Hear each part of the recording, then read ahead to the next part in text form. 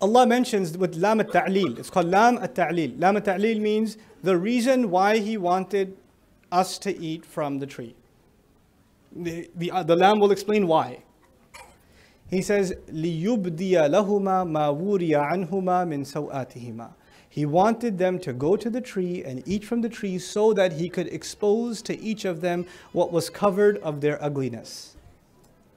He wanted them to lose their clothes.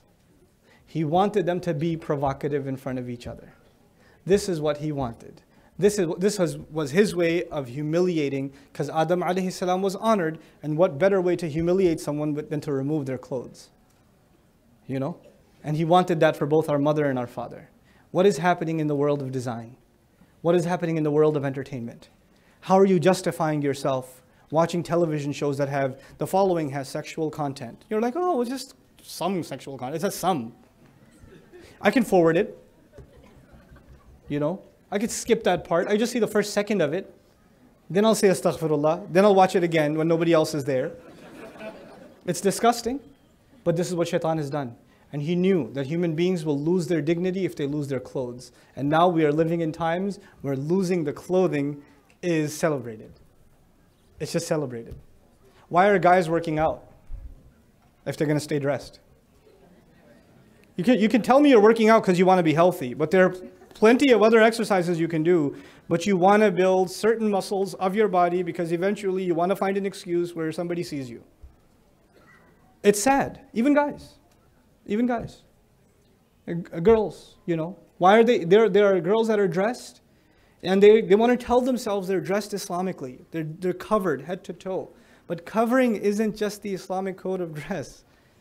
It's about protecting, covering what Allah beautified within you. So if you're covered head to toe, but you're wearing skin-tight clothes, you know, or you're drawing attention to certain parts of your body with the kinds of clothes you're wearing, you know, you don't kid yourself, you know. And I'm talking to you like your older brother. I'm not gonna, beat around the bush. It is like it is. My daughters have to hear this from me too. So I'm not going to come and talk to you like just a formal lecture. Somebody might get offended. Look, I'll tell you like it is. You're 14, 15 years old. You're 16 years old, 17 years old. There's no reason you should be dressing like that. There's no reason. And don't kid yourself that you're wearing a hijab, and don't kid yourself. You know? And I'm not going to call you out if you're walking by, hey, dress better or whatever. I'm not going to call you out, but this is my opportunity to call you out. And nobody else can call you out. You have to call yourself out. You have to stop letting shaitan trick you into thinking this is your way of looking beautiful. This is not. This is not. This is sad. This is what it's people who don't have anything higher to find meaning in. This is what they find meaning in. I'm not saying you shouldn't dress nicely. Girls have a natural tendency to want to dress nicely. Guys can look like homeless people and they're fine. Girls have a thing. They want to dress nicely. That's fine. You know, I wouldn't dress like this if my mom didn't tell me. I wouldn't do it, you know. So my mom said, "Aise ja rahe ho bahar? Aise lecture doge? Ye pehen ke jao." Like, okay, mom, I'll dress up. Okay. You're going to go like that? Like that? To a lecture? I was like, okay, mom. All right. Fine. I'll dress like a human. But girls want to look pretty. That's fine. You know what? Cool. That's cool. No problem. Allah even says when He revealed clothing, He said, warisha, and means to look well, look nice. He did. But not provocative, and you are smart enough to know the difference, and please don't pretend you don't. You do. You know very well. And your mother calls you out on it too. Your mother calls you out and you say, Mom, come on, don't say that. You're embarrassing me. No, she's not embarrassing you. She's giving you a reality check. Because shaitan's messing with you and your mom's trying to help you out. Don't dress like that. Don't dress like this. And then there are the sad situations in our families where the mother tells the daughter, take the hijab off. Why is your jilbab so loose? Why can't you get a tighter one? That'll look nicer. You know, there are those sad, disgusting situations. That needs to stop. Yes, I know.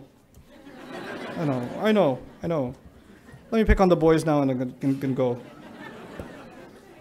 So that was one trickery of shaitan that I wanted to highlight for the young ladies. For the young men, just very quickly, one of the meanings of the word shaitan, shata, is halaka wahtaraq.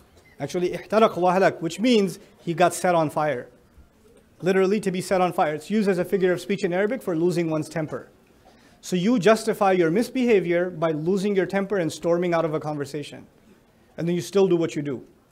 So your mom says, stop playing video games. Forget it. And we just walk away. And now your mother's like, Beta, don't be so angry. It's okay. Come back. No, Mom.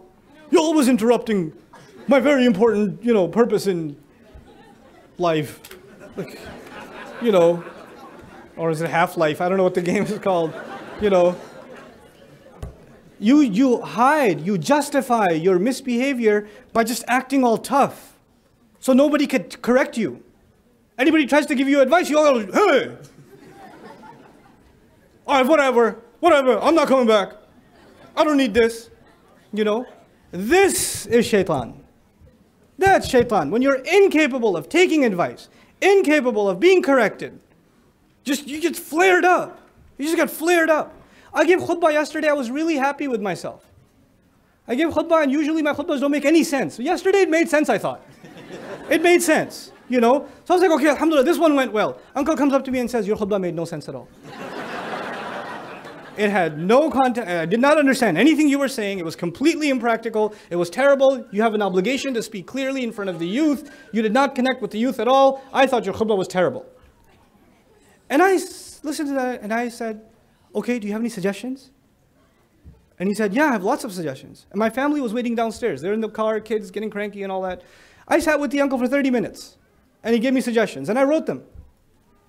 I literally wrote them. I put them in my phone. I kind of want to save them and I have them. And I disagree with some of them, but I agree with some of them. You have to learn to take criticism. It's okay. I did not say, excuse me, are you on YouTube?